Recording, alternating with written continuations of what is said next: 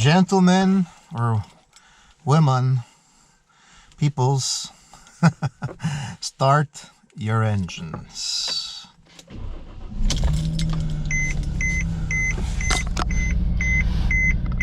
Well, it's almost Christmas.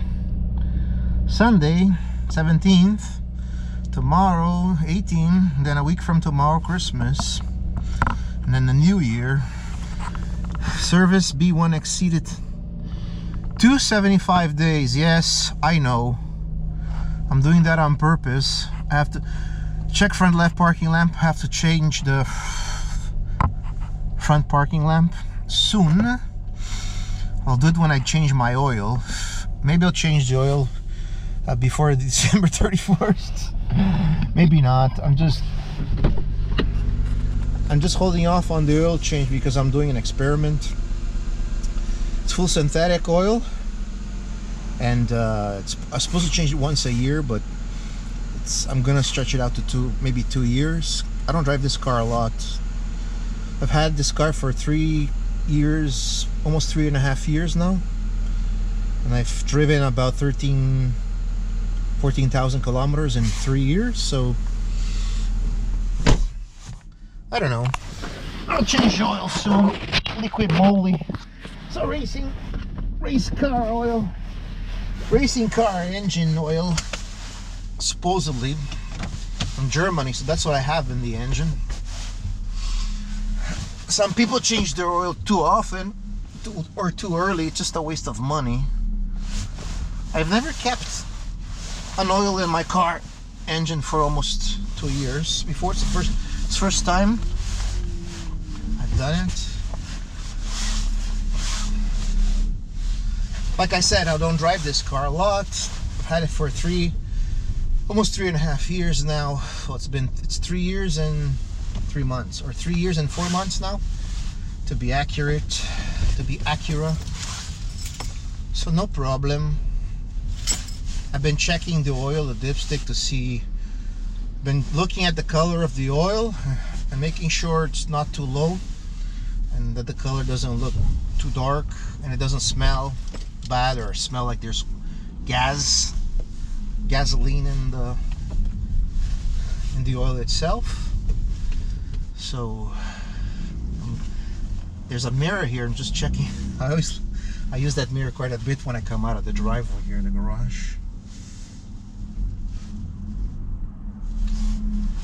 Okay, I'm gonna go after this car. No problem.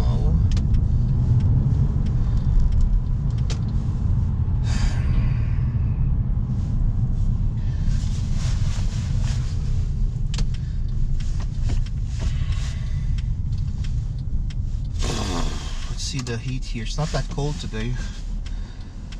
I'd like to warm up the engine first, but I didn't. I gave it a burst. Oh, I'm gonna go through. Nobody's crossing the road.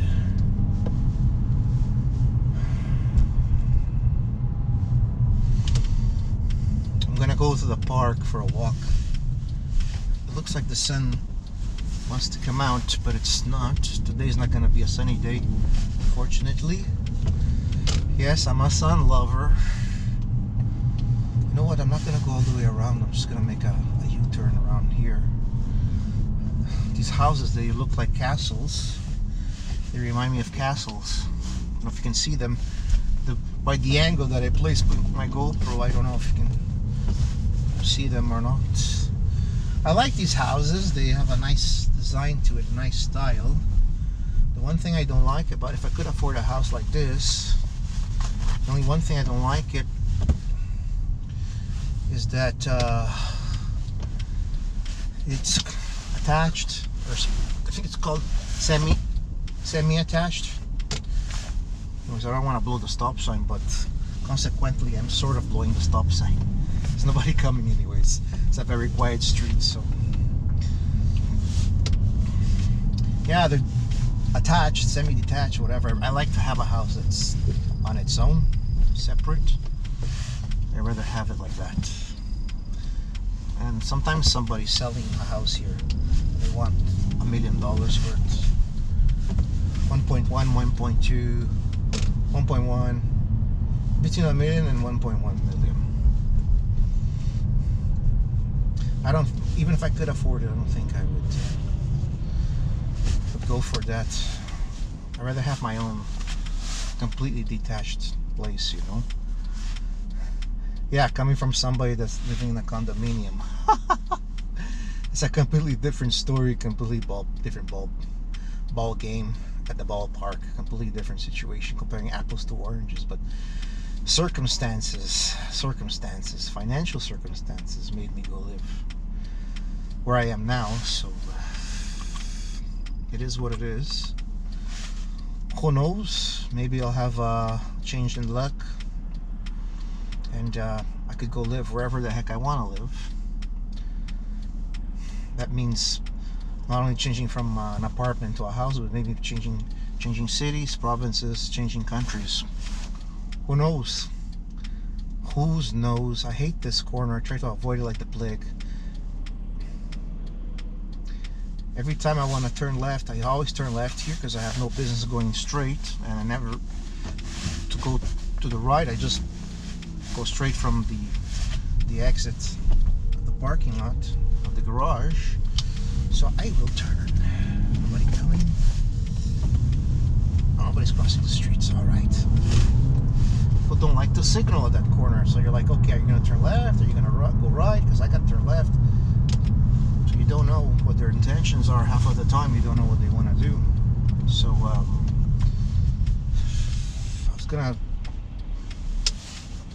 was gonna do something that I don't like doing, which I decided not to.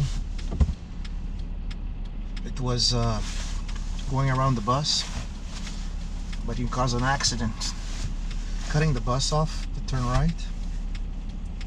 So I'm stuck at another light here. I'm gonna have to edit this out. The only thing is that my ass is sticking out a bit. I didn't have enough reaction time. Now my car's crooked. It's okay, it's alright.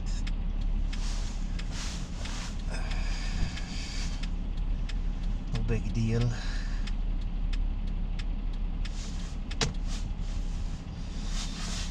Leave the wheel the way it is because I don't want to rub my tires.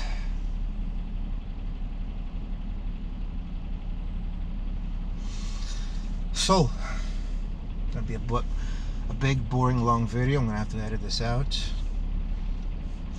So that's what it is. At the end of the day, I'm just stretching out my oil change. I have full synthetic liquid moly. I'm sure that when we change it, we'll see the color, see the texture, the viscosity, and we'll be able to see that it's still okay, you know. So I don't like to spend money on maintenance I don't need to do. I did spend money on this car in June, May, June. I changed the 2 front shocks,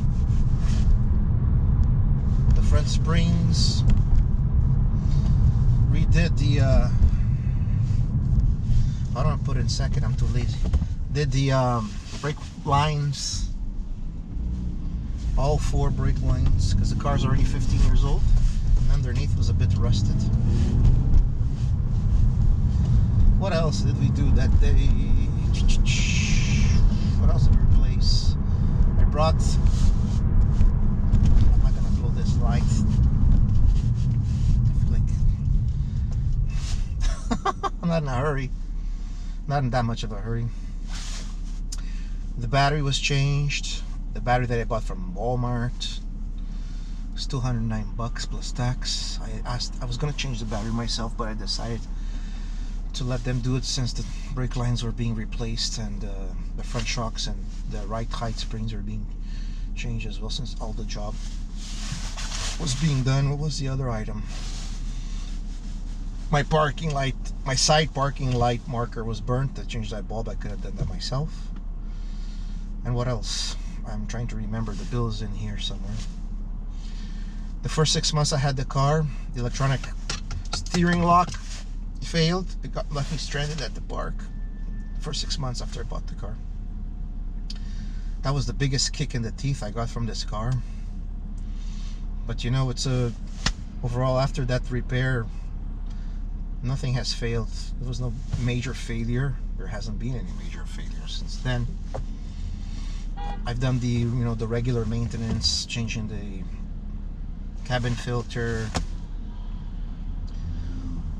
oil change, oil filter change. I've done that already 2 times since I've owned the car.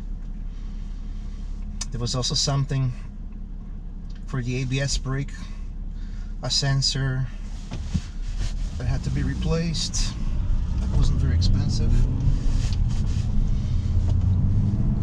It's a lot better than buying a brand new car and having payments every month like $600, $700, $800, $1,000 a month payments. The car was cheap enough. You have to be careful when you buy an older car that if you're paying too little for it, you might be buying yourself a lot of problems too. So do your homework. And it's good to educate yourself on what you're getting yourself into. I mean, I've always liked cars my whole life. I mean, I even went to trade school 25 years ago, 27 years ago. I'm 50 now, so something like that. Spent about a year. I got a diploma in mechanics, etc., etc. But I've always been interested in cars, and I've always been reading up on them and doing my due diligence. I've had mostly used cars my whole life. So just do your homework, do a proper test drive, get a feel for the car. When I test drove this car, I felt right away the brakes were pretty bad. Needed a brake job. I told the guy it probably needs front brakes, and it did. So before I actually paid for the car, I got them to change the front brakes, make everything smooth. There's some little tiny items also that I had to have some looking after, and I can't remember exactly what it was. But after $8,900, I had a perfectly well-running car with manual transmission. I would never buy one of these in automatic. I'd never buy a used Mercedes or Audi or whatever with automatic transmission. I'll never do that. And the Audis, the problem is I don't like the Audi engines. I don't like their displacement. I had 2 Audis with a 2.0 liter. My first Audi with the 2.0 turbo, it drank oil. It's horrible. Burning oil like crazy. I had to keep adding so often. Ridiculous. Because of the rings, the oil rings on the piston was allowing the oil to go through into the combustion chamber. So guess what was happening? Yeah, consuming oil. And you shouldn't be. Oil shouldn't go past the oil rings into the combustion chamber ever. So that's a big no-no.